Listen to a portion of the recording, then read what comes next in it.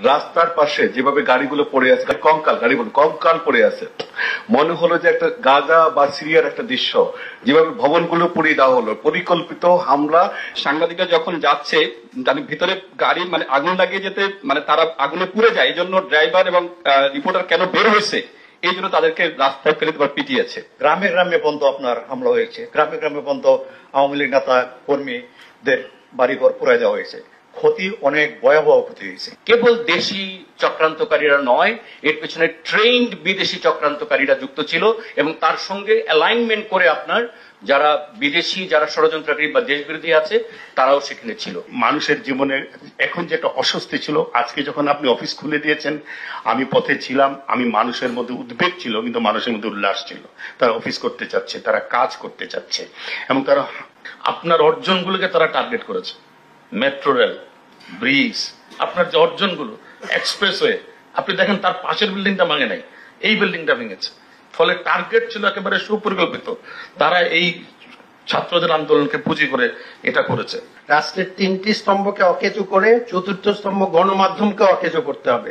তার মানে হচ্ছে পুরো বিষয়টা যদি নাটশেলে বলি, তাদের পুরো টার্গেট ছিল রাষ্ট্রকে অকেজো প্রমাণ করা। কোটা আন্দোলনকে ঢাল হিসেবে ব্যবহার করে 71, 75 এবং 111-এর সকল কুচক্রীরা এক হয়ে যখন বাংলাদেশকে ধ্বংসের এক মহাযজ্ঞে নেমেছিল, এটা মূলত জামাত, শিবির, অন্যান্য ইসলামী জঙ্গি, বিএনপি এবং আমাদের 1/11-এর কুশীলবদের যে ষড়যন্ত্র, সেটা কিন্তু এখন ফুটেজ দেখলেই স্পষ্ট।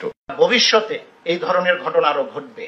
নেক্সট টাইম এই ধরনের ষড়যন্ত্র মোকাবেলা করার জন্য আমার মনে হয় আমাদের আত্মসমালোচনা এবং এগুলো একটু মূল্যায়ন করা দরকার। মানুষের বিশ্বাস এবং আস্থা আপনার প্রতি, যে কোনো সংকটে, যে কোনো সমস্যায় সবাই মনে করেন যে সংকট এবং সেই সমস্যা থেকে উত্তরণের জন্য আপনার কাছে যেতে হবে এবং তার উপায় আপনি দেবেন। মাননীয় প্রধানমন্ত্রী, আপনি বঙ্গবন্ধু কন্যা, আপনার সাহস এবং আপনার আত্মবিশ্বাস বাঙালিকে নানান সংকট থেকে বারবার সংকটের উত্তরণে সহায়তা করেছে। আমরা যারা মুক্তিযুদ্ধের পক্ষে আছি, আমরা মুক্তিযুদ্ধ যারা করেছি, যারা এদেশে বঙ্গবন্ধুর স্বপ্নকে লালন করি, আমাদের এখন দায়িত্ব হচ্ছে এই পুরো পরিস্থিতিটাকে মূল্যায়ন করে আমরা যেন একসঙ্গে একত্রিতভাবে একটা ঐক্যবদ্ধ ভূমিকা পালন করতে পারি। যে লোক চলে আসা, এরা ঢাকা ঠিক বাইরের পেরিফেরিতে থেকে ওই এক এক জায়গা থেকে যারা যে দিক থেকে আসছে এবং সমস্ত বাংলাদেশ থেকে এই শিবির, জামাত এরা কিন্তু ঢুকে আসতে, সাথে সাথে ছাত্র দলেরও ক্যাডাররা কিন্তু সক্রিয় ছিল। কারণ যতগুলি ঘটনা ঘটছে এরাও কিন্তু সম্পৃক্ত। বাবা, মা, ভাই, বোন সবাইকে মারার পরেও আমি ফিরে এসেছি কেন? ওই গরিব দুঃখী মানুষের জন্য, সাধারণ মানুষের জন্য।